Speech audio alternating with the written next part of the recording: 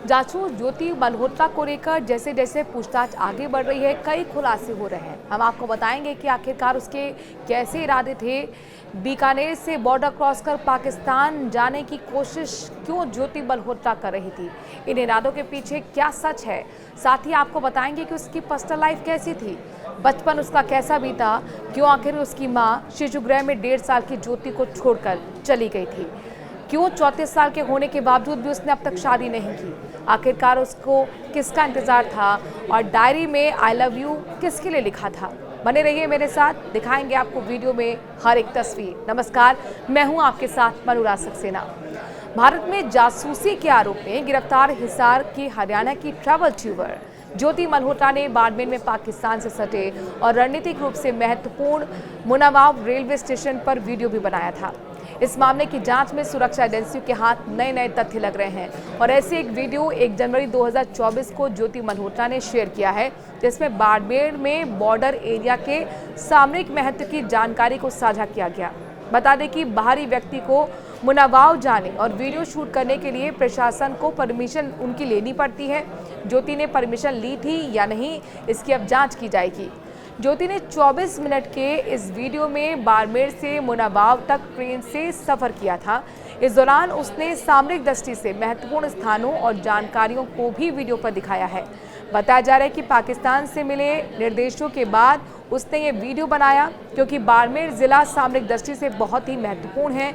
ज्योति ने जिस तरह मैप और हर स्टेशन के बारे में जानकारियां शेयर की हैं, वो शक पैदा करती हैं। साथ ही सैन्य ठिकानों का जिक्र करना, बॉर्डर से दूरी की सटीक जानकारी शेयर करना भी गंभीर मामला है। बॉर्डर इलाके के गांव में रात भी बिताई थी।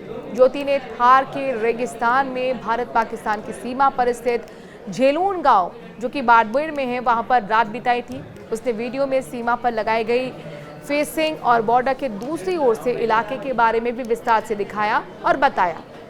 थार का वीडियो 5 जनवरी 2024 का है, जो कि इंस्टाग्राम और यूट्यूब पर अपलोड किया गया था।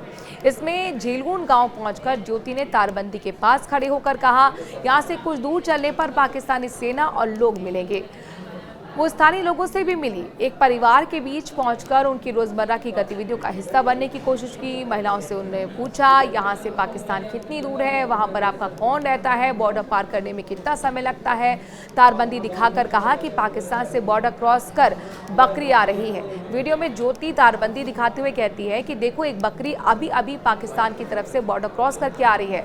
आसपास के इलाकों की दूरी के बारे में लोगों से वो सवाल करती हैं।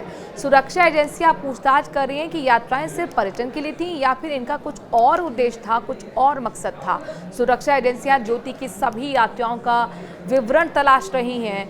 राष्ट्रीय जांच एजेंसी यानी कि एनआईए ने ज्योति को हिरासत में लिया है और एनआईए उससे लेकर हिसार में उसके घर भी पहुंची थी, जहां से कुछ दस्तावेज भी बरामद किए गए हैं। उसका लैपटॉप भी बरामद किया गया है। इसके बाद टीम उसे चंडीगढ़ पंजाब लेकर गई। एनआईए के साथ जम्मू इंटेलिजेंस भी ज्योति से पूछताछ करेगी। इससे पहले ज्योति का इंस्टाग्राम अकाउंट भी बैन कर दिया गया है।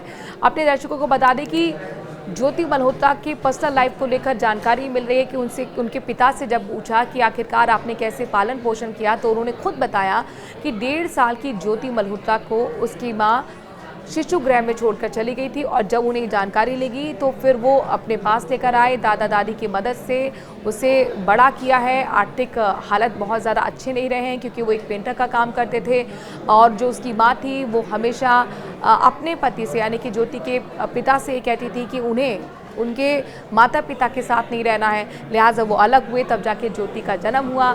लेकिन ज्योति को शिशुगृह में वो छोड़कर चली गई थी, जिसके बाद उनका तलाक भी हो गया था। ज्योति का जो परिवार है वो पाकिस्तान छोड़कर जब बंटवारा हुआ था तब वो पहुंचा था यहाँ पंजाब और उसके बाद फिर उसने हिसार की तरफ मूव कर दिया था। उनके परिवार में उनके एक चाचा हैं, एक ताऊ भी हैं और जो पिता हैं उनके पिता अपने छोटे भाई की जो पेंशन आ रही है उससे घर चलाते हैं और जाहिर तौर पर उनका कहना है कि ज्योति कभी कभार ही उनको पैसा देती है। ज्योति का जो जीवन है, ये बचपन अगर आप कहेंगे तो विषम परिस्थिति में ही बीता है। हालांकि उनके पिता ये भी कहते हैं कि उनको उसके जासूसी एंगल के बारे में कुछ नहीं पता है और वो कहाँ जाती थी ये नहीं बताती, सिर्फ इतना कह के जाती थी कि वो दिल्ली जा रही है, 3 से 4 दिन में वापस आ जाएगी। लेकिन जिस तरीके की वो लाइफ जी रही थी उस लाइफ को देखकर और पिता के हालात को देखेंगे तो ज़मीन आसमान का अंतर यहाँ पर आपको देखने को मिलेगा। पिता की हालत और उनके घर की हालत काफ़ी अच्छी नहीं दिखती है, लेकिन वो जिस तरीके की लैविश लाइफ जी रही थी, 5 स्टार होटल्स में रहती थी, अलग अलग विदेशों की यात्रा करती थी, इसी को लेकर यहाँ पर जो खुफिया एजेंसी हैं, सुरक्षा एजेंसी हैं, उनका दिमाग ठनका और ये जांच अब आगे बढ़ रही है। अपने दर्शकों को बता दें कि पिता ने ये भी कहा कि कई बार उन्होंने अपनी बेटी से कहा कि आप शादी कर लीजिए, क्योंकि 34 साल उनकी उम्र हो रही है, लेकिन ज्योति की 34 साल उम्र होने के बावजूद भी वो हर बार अपने पिता की शादी की बात को टाल दिया करती थी। ऐसे में अब सवाल हो रहा है कि क्या दानिश से के साथ उनके किसी तरह के रिलेशन थे, क्योंकि दानिश के साथ जो कि पाकिस्तान उच्चायोग जो हाई कमीशन दिल्ली स्थित है उनसे लगातार वो मिल रही थी, क्या फंडिंग वहीं से हो रही थी।